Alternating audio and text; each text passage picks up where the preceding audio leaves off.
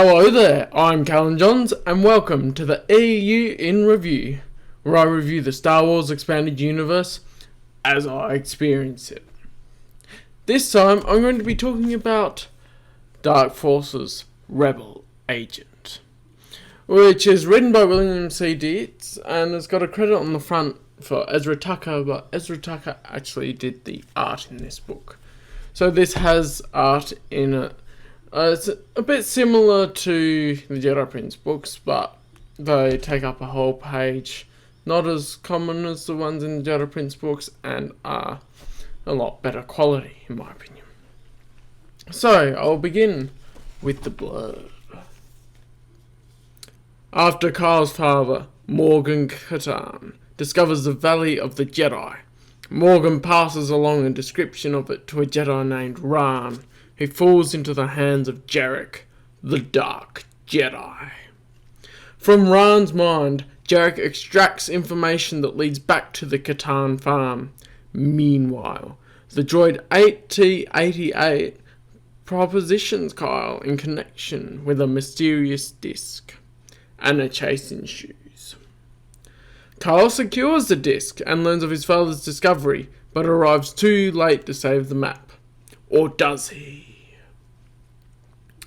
The answer lies with 8T88.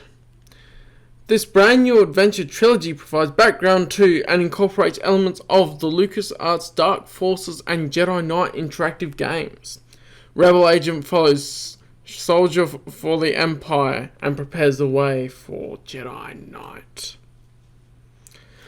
So yes, this is book 2 of the Dark Forces trilogy. I'm doing this just after the Jedi Prince books in regards to chronological order in my reading of the timeline, which I started with Dawn of the Jedi personally ages ago, and my review started with Allegiance because that's when I started taking notes. So I'll begin with my notes now that I took as I read it. They took audio dramas for these books as well, which apparently are really good, but I have yet to listen to them. And one of the things I first noticed was the different sorts of pages. So usually you got full paper pages, but these are a bit plasticky and they reflect a bit. So, my notes now. From the start, there's noticeably better writing here, and the descriptions and detail to it, which is a welcome change after reading Jedi Prince, and I'm grateful for it. It's a much higher quality standard of writing. It's interesting how Ruusan has disappeared and people don't know where it is, especially since the huge event of it in the Darth Bane trilogy.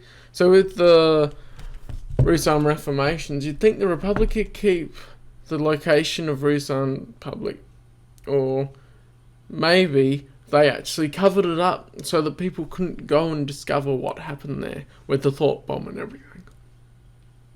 It's interesting, but you'd think maybe over 1,000 years a few people might still know of Ruusan and they might be connected in, but I guess for the purposes of this story, they don't. On page 13 it has a picture. Let me just find it here.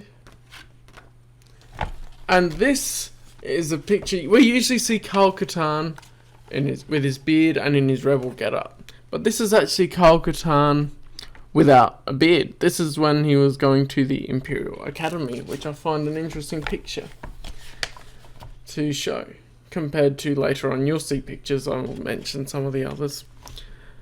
It's interesting how the first part is all Morgan Katan and really sets up the story in its own right, compared to relying on Soldier for the Empire for all of the information, which is great. It gives good exposition, is what I've noted down here, to show everything that leads to the events, basically. And I like Morgan Katan as a character, how it shows him with his practicality and leadership of the people, especially with him helping set up the colony. And then when he realised that he needed to leave to let them grow themselves, he did so. He realises that him leading them actually caused them to be plateauing and not growing, so he left, which is a really good leadership thing to do.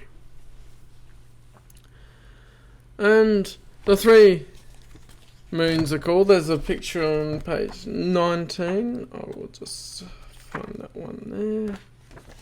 It actually has a picture with 3 moons, which I think is cool. So you have 2 suns, and then this planet has 3 moons. And the idea for the indigenous species there is cool. They actually look fairly cool. I imagine them differently from the description, but the image is interesting as well. He refers to himself as the human rather than a first-person perspective for this story, which is different, I'll say. And that's Morgan Catan. I find that later in the series as well, as Kyle is referred to as the rebel or the agent. So that's an interesting one. So notice as well, this picture is interesting on page 24 right here. Interesting how? Well, here we've got Yoda. And then we have a couple of Thanos looking people. And they could actually be part of the old Sith species, which is cool. That's what I think they look like they could be.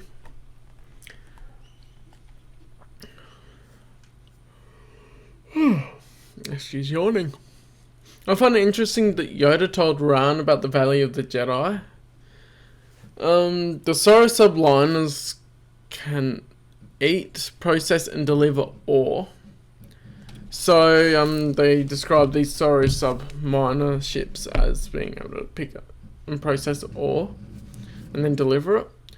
I'm wondering if this is a precursor to the World Devastator, which takes up material and then converts it.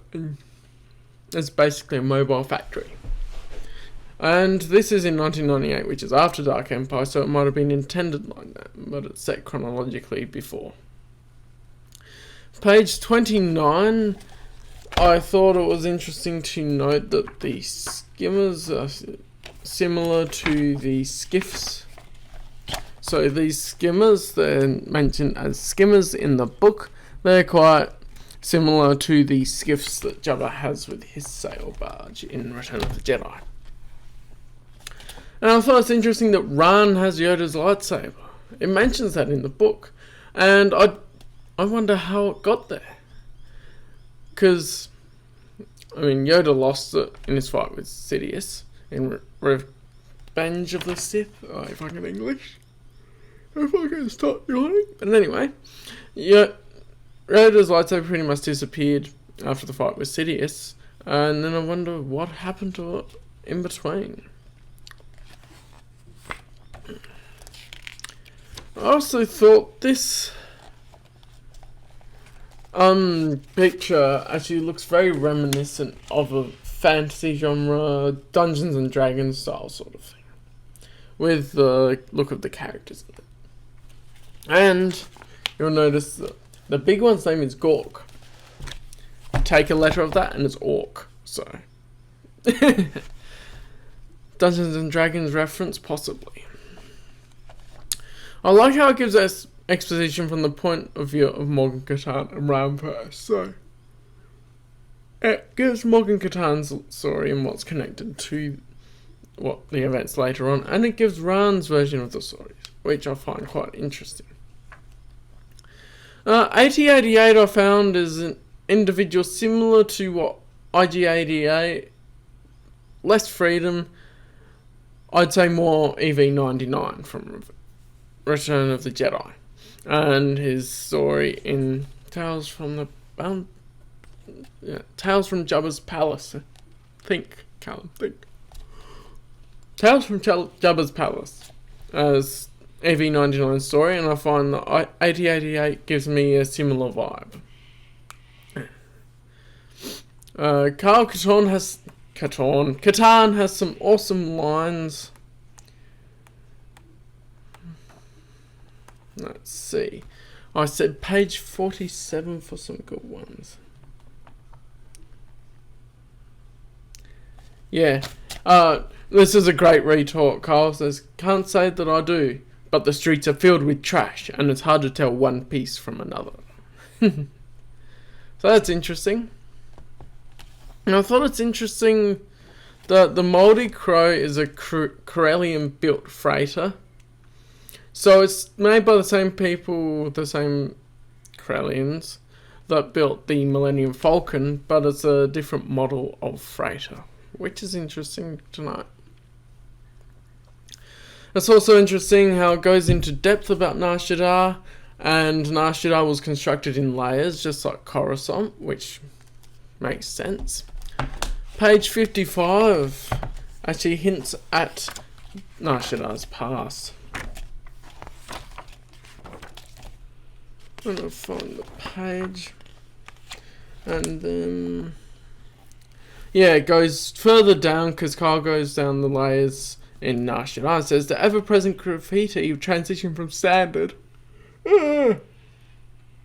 to alien hieroglyphics and back again. Murals spoke through layers of grime, telling stories of a people so wealthy, a culture that held art in such high esteem that it beautified even the most insignificant of passageways. Wreckage, including the hull of an ancient spaceship, spoke of hard times too, when someone or something had been shackled to well-anchored ring bolts and spent days scratching its name into the wall. So, yeah, it's quite interesting how it hints at a past for Nar Shaddaa that, to be honest, don't really see even back in the Old Republic. So, yeah. It's cool. Page 58, actually, I'll just read out this quote from Kyle. Porg, is that you? What's going on? And so we have Porg, the Trandoshan bounty hunter. And I'll let you connect the dots, but yeah, I've picked that up for obvious reasons. And it's interesting how they gave note to older medical procedures that aren't as effective as Bacta treatment that they still have in use, and that they don't mention Kolto at all, but I guess Kolto being back in the Knights of the Old Republic games and that era, it was phased out and then so it just fell out of use. I love how Bill Dietz gives even the medic a bit of a personality rather than just being a facilitator for where Kyle is. So he even shows the medic's response to some of the things that Jan Ors is doing and that sort of stuff. I like how Wires it was clearly untrustworthy, showing even more grey areas in the rebellion. Really, this whole series of Dark Forces shows a lot of the grey areas of the rebellion, of knowing the line of yawning. Anyway, the line of where they're not so morally high standards like some people seem to think that the rebellion are. All of the rebellion has to hold those high standards. And it's interesting that it says Leia was formerly a princess. So with the destruction of Alderaan, she loses her planet and I guess her role, and so it says she's a former princess because of that. She also sneezes, and Luke's response is saying bless you. So saying bless you is the same standard thing, at least in these books, for a response to a sneeze. Little details that are interesting. Ryan seems to have a lot of importance for people knowing him that it mentions in this book, and yet he doesn't turn up in any other novels and hardly any other material at all before the Dark Forces trilogy, or even this book. It would have been nice if someone actually made a story connecting him in somewhere in the Rise of the Empire era, for example. Like if he fought in the Clone Wars and became one of the Jedi generals that was maybe not as well known, but he was highlighted to be connected to a lot of the people. in the Jedi there, because he knew Yoda and everything as well. And yeah, it's interesting that here we have page 74, and it actually has Leia in a Bespin outfit and Luke in his Return of the Jedi one. If I can find 74 here, I went too far.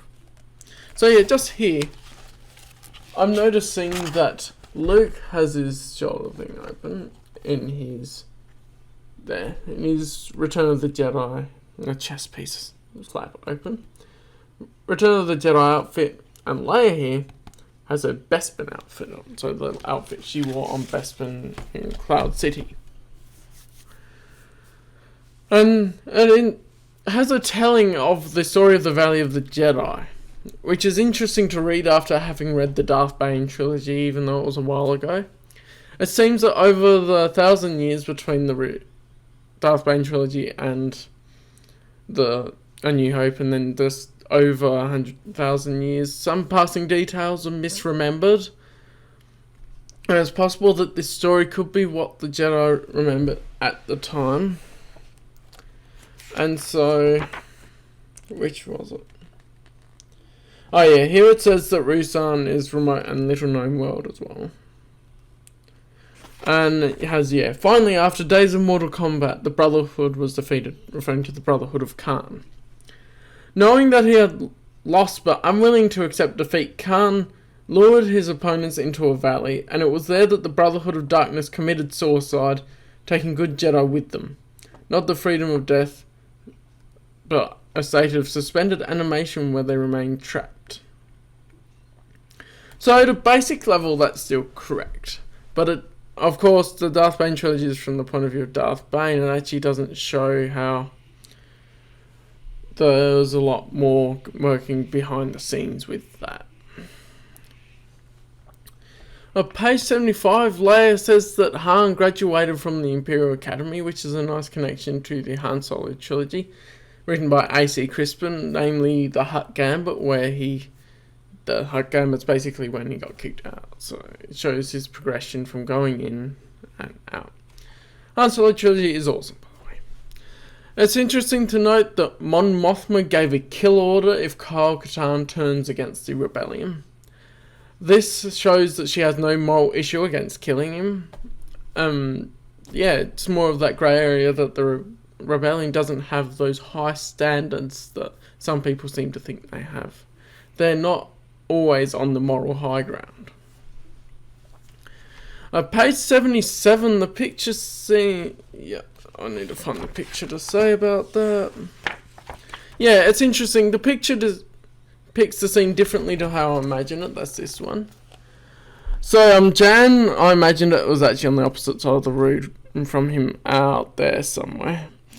But, for the picture, they had her beside him, which, it's better for the picture, but it's not how I imagined it, of course. Imagination can run wild, especially in a novel. I love how Kyle uses his days at the Imperial Academy to help strategize everything.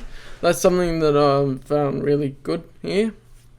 With this is that Kyle was trained as a stormtrooper, and so he knows the Empire and uses that information against them. It's awesome. And something a bit odd I found was an eye snake.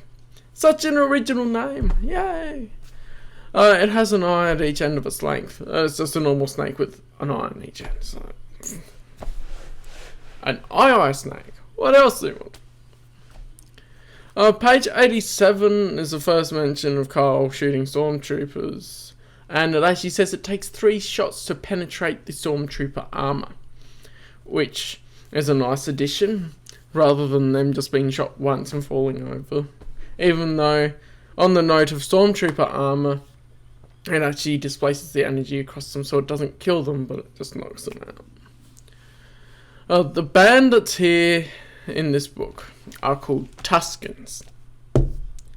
Are they the same Tusken Raiders as Tatooine? Anyway, they have speeders. But I find it doubtful that they're the same Tusken Raiders that are on Tatooine. I doubt they've ever actually gotten off planet. But they're described the same way, so maybe I'd want an origin for this group of Tuscans, I think, to actually smooth that over. Because as far as I know, the only Tuscan that's actually gone off planet is Asherad Het. And it's technically not a full Tuscan. Anyway, I like how it gives a bit of a snapshot from the Tuscan point of view. It's nice. Page 97, Jan says, shall I drop you in on the roof? Which is quite possibly a reference to the first mission in the first Dark Forces game, where she actually drops Carl on the roof. Oh yeah, page 100, this was a cool bit.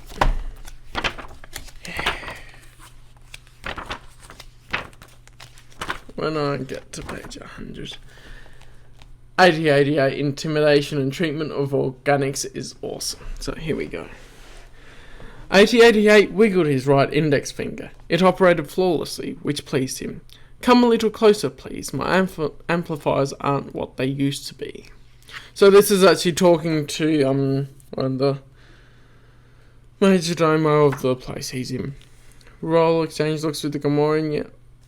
They knew that 8088 could hear a pin drop from 100 meters away.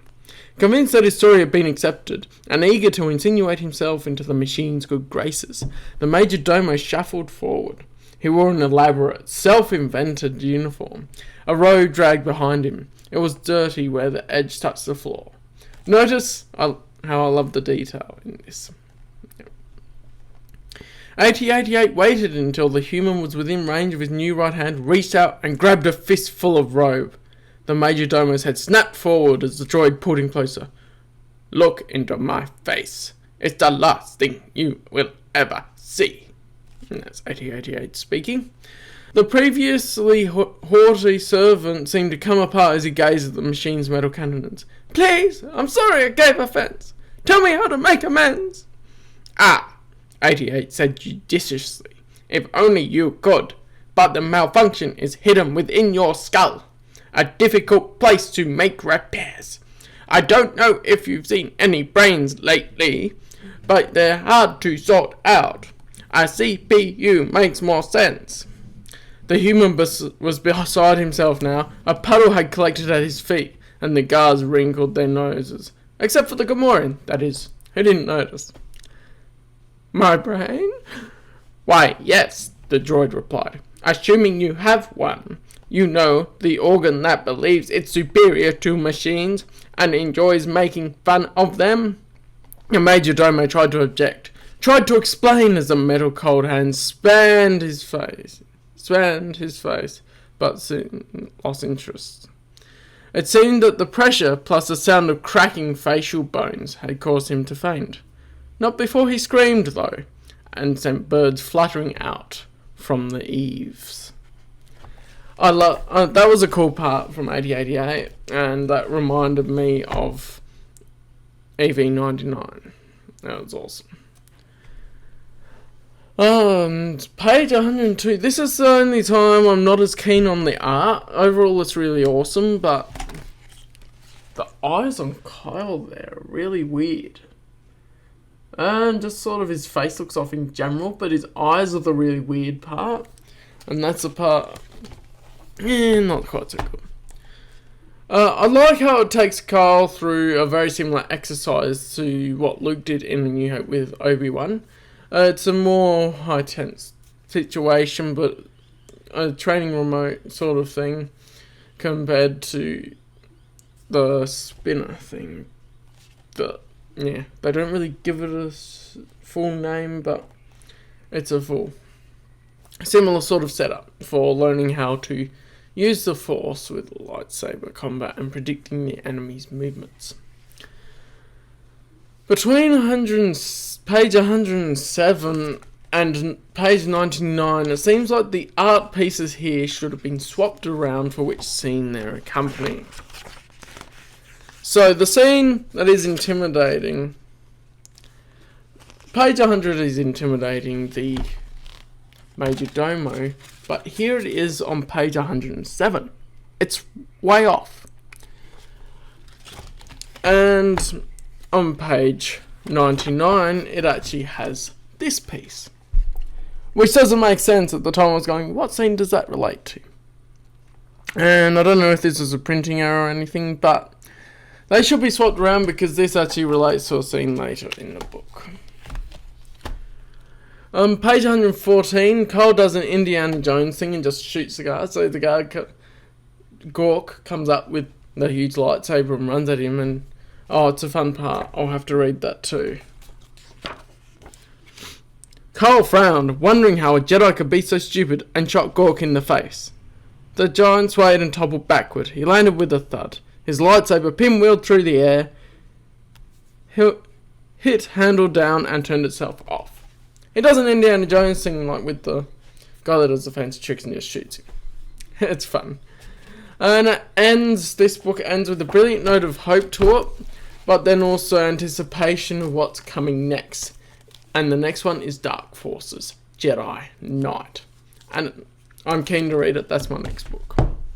So, as I said, the level of detail in the writing is very welcome after the simpler Jedi Prince books. It serves brilliantly to lead into the next book as well. It's got me hyped for reading it. That's awesome. In general, apart from the little one I noticed, I love the art. It's really good. Even the front cover has the same sort of art style to it, and it's awesome. The dark side is being referred to as Dark Jedi instead of Dark Force users or even Sith is interesting to me. With this term, they all must have used to have been Jedi. I think they must have been Jedi that Darcy is turned to the dark side. And it also plays off of the idea that the general public are misconceiving what a Jedi is due to Imperial propaganda, which is pretty awesome. I like the little different twist it does for that, because they'd be Inquisitors, but they must have been a special sect that are called Dark Jedi to say, oh, I don't want to be a Jedi, they're evil. But that's it for my thoughts on this book. I really enjoyed it, loved it. I'm keen to get to the next one. Definitely check out this Dark Forces trilogy.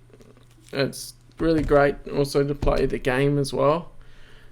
You can see the similarities and everything. It's awesome. And what do you think of the book? If you've read it, if you don't, what do you think of the idea of it? Definitely read it though.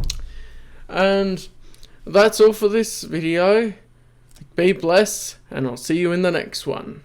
Bye.